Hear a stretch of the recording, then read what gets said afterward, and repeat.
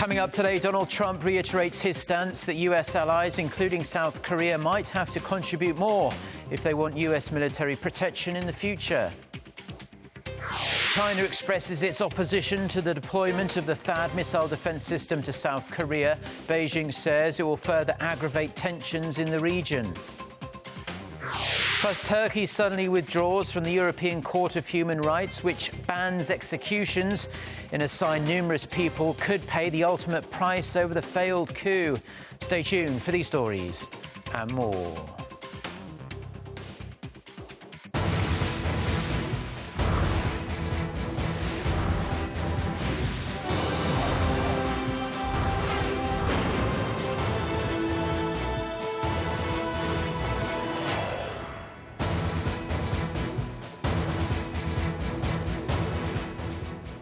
Hello, it's noon on Friday, the 22nd of July. You're tuned in to our midday newscast here on Arirang TV. Thank you for joining us.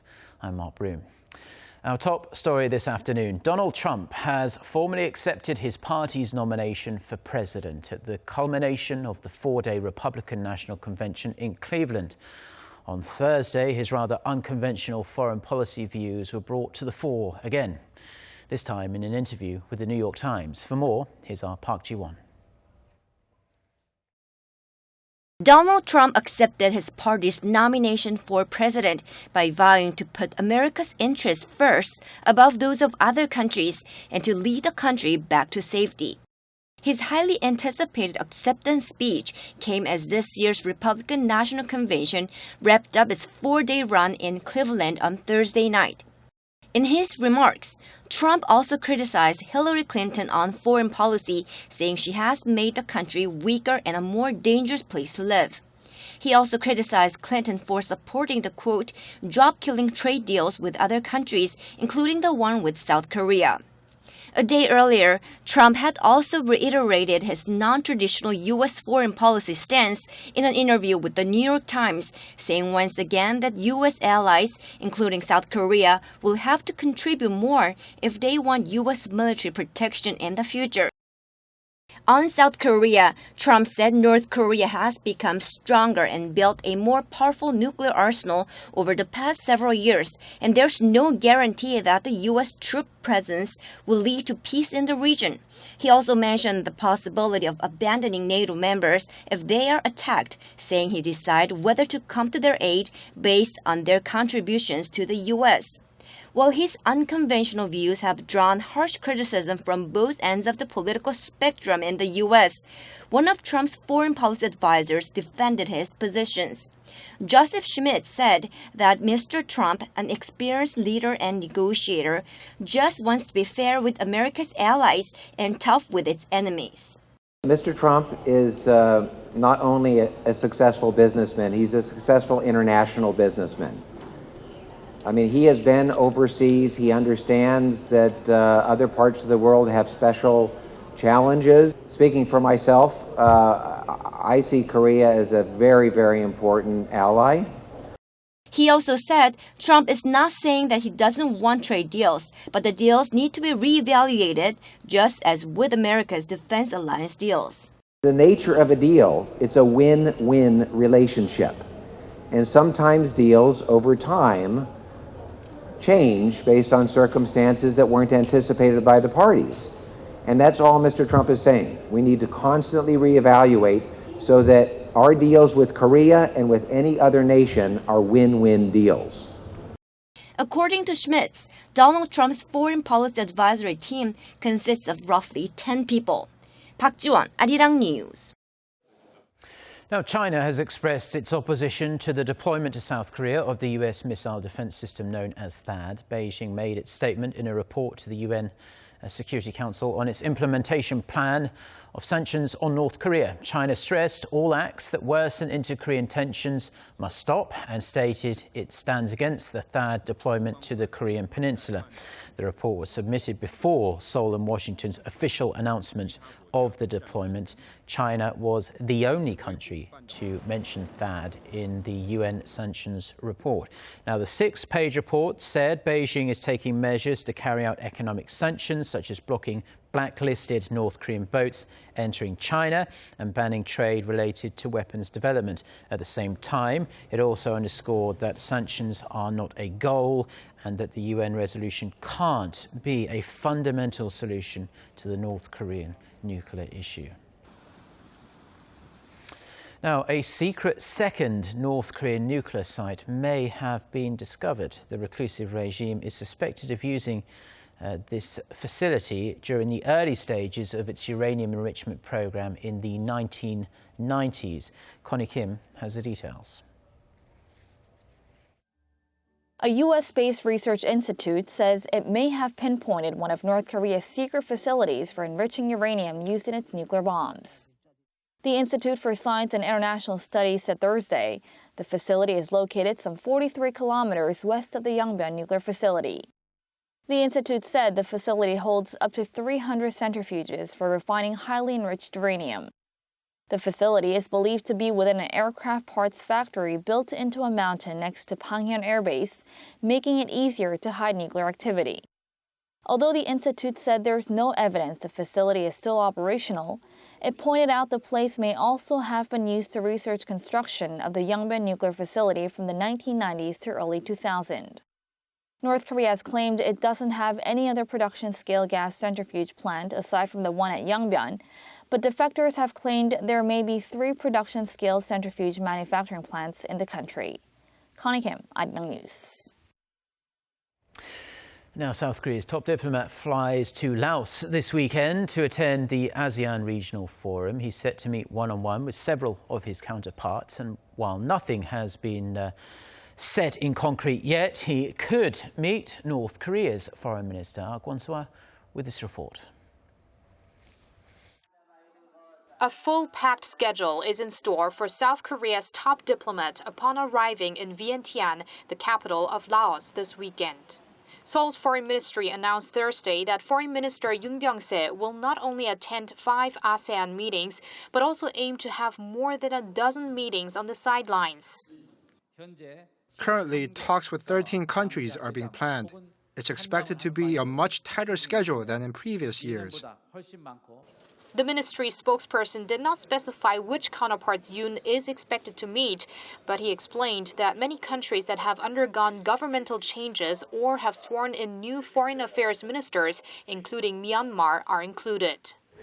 Attention is especially focused on whether Minister Yoon could hold talks with his North Korean counterpart Lee Yong-ho, who is expected to be at the ARF, one of the rare international events the North regularly takes part in. When asked about a possible one-on-one with the North, South Korea's foreign ministry said no such meeting has been decided on. On Lee's actual presence at the event, officials speaking on condition of anonymity say the North Korean delegation has reserved a hotel near the venue. The South China Sea dispute, the deployment of the U.S. missile defense system THAAD to South Korea, and North Korea's missile and nuclear provocations are predicted to top the agenda at the gathering. Officials say it may be a challenge to issue a joint statement that sends a strong message on North Korea, as the host country Laos has close ties to the communist regime. Kwon-swa, Arirang News. Turkey has withdrawn from Europe's human rights treaty following President Recep Tayyip Erdogan's declaration of a temporary state of emergency. Following last week's coup attempt, Erdogan is gearing up to restructure the nation's army as quickly as possible. Oh Jung-hee reports. Within a short amount of time, a new structure will be emerging. With this new structure, the armed forces, I believe, will get fresh blood. In an interview with Reuters Thursday, President Erdogan said the country's army will be restructured soon as the Supreme Military Council meeting is brought forward by a week from August 1st. Erdogan also mentioned the state of emergency could be prolonged to render people's daily lives more functional, calling last Friday's coup attempt, quote, cruel terror that killed and bombarded the Turkish people. Our objective remains clear. Just like since July, We've been conducting operations against a separatist terrorist organization. This will be treated as another terrorist organization, the Gülünist terrorist organization. The remarks come after the Turkish government decided to temporarily suspend the European Convention on Human Rights while the state of emergency is in effect. Article 15 of the treaty allows Turkey to derogate certain rights such as freedom of movement, expression and association under a public emergency situation. The Council of Europe has confirmed Turkey's decision but said the emergency provision cannot be used to justify the suspension of fair trials or torture. Turkey also has the obligation to regularly inform the Council of the latest developments and what parts of the convention will be affected. Meanwhile, a Greek court has found 8 Turkish soldiers who landed in Greece in a military helicopter guilty of entering the country illegally. But they received a light sentence and will be held in custody. We want to thank the Greek people for their support. We apologize for the tumult we have caused for the Greek state, but we have no other choice. We are very distressed with the situation in Turkey. President Erdogan has used the failed coup to justify tightening control on citizens. Local residents remain divided on the state of emergency. Oh Jung-hee, Arirang News. Now, another warning sign ahead for the Korean economy. Korean shipbuilders have seen their orders sink to a record 12-year low. According to data compiled by Clarkson Research Services on Friday, Korean shipbuilders saw their order backlog drop 20% from a year earlier to 25.1 million compensated gross tons or CGT as of the end of June. The previous low was 24.1 million CGT in January 2004.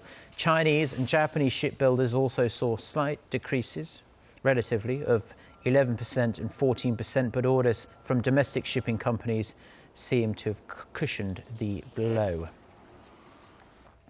Korean food and beverage manufacturer Nongshim is upping the price of its most popular products. The company says prices will increase an average of 8% on Saturday. Other products will stay the same price, but the contents per unit will be decreased slightly. This is Nongshim's first price hike since 2014. A company official said the price increase was inevitable because the price of raw materials such as potatoes have been going up. Nongshim's local competitors like Crown, Lotte and Hete have all recently raised the prices of their most popular snacks as well. Volkswagen has announced it's suspending sales of cars caught up in an emissions rigging scandal. Audi Volkswagen Korea said Friday the sales suspension will start Monday and involve 79 models, including the Golf and Audi A6. The Environment Ministry is deciding whether to revoke sales approval certifications for vehicles based on an investigation into allegations the company submitted forged documents for them. The German car maker said the decision was made because its distributors in Korea are struggling with management and planning, and its consumers really are rather confused at the moment. Audi Volkswagen Korea said its representatives will appear at a hearing on the emissions scandal hosted by the Environment Ministry next Monday. The European Central Bank has reaffirmed its will on its quantitative easing programme and has decided to keep unchanged its interest rates and stimulus measures. While it's too early to assess Brexit, the impact of Brexit, the ECB president says the bank is ready to do everything possible to keep the market as stable as possible. Park Jong-hong with the details. ECB President Mario Draghi said it was too early to tell how Brexit would impact the Eurozone's fragile economic recovery.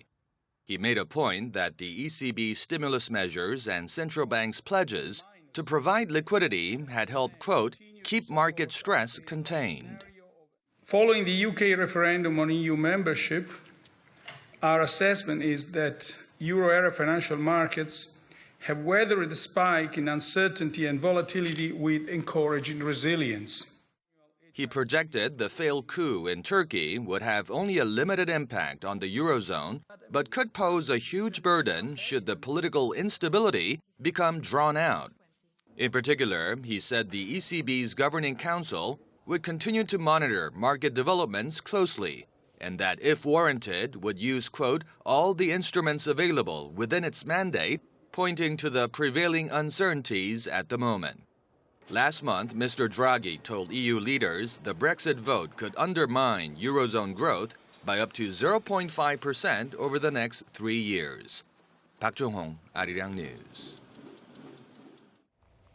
Now staying in Europe, and French President François Hollande says Brexit negotiations should begin as soon as possible, even though he respects the UK's decision to leave the European Union.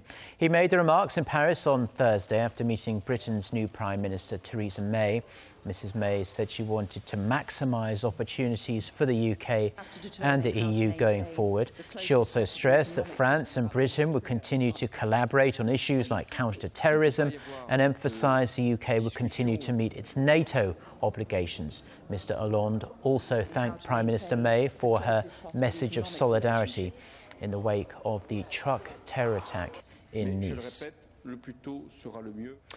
Brazilian police have arrested 10 alleged suspects and are on the search for 2 others who are planning terrorist acts during next month's Rio Olympics. Brazil's Justice Ministry said Thursday the group was inspired by ISIS and mostly organised online. The country's Justice Minister said no specific targets were mentioned, and they are still investigating the suspects' computers and cell phones to learn more about the possible plans. He said the suspects are all Brazilian nationals and the group was not an organised cell, calling it absolutely amateur with no preparation. The group essentially exchanged messages via SMS saying things like, let's start training in martial arts, let's start learning how to shoot. He noted the group tried to buy a gun online, which no organised cell would try to do. With the Rio Olympics just over 2 weeks away now, the city is boosting surveillance.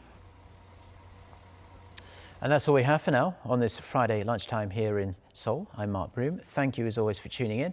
We'll be back throughout the day with more newscasts. Our next scheduled bulletin coming up at 3 p.m. Korea time. So until then, goodbye.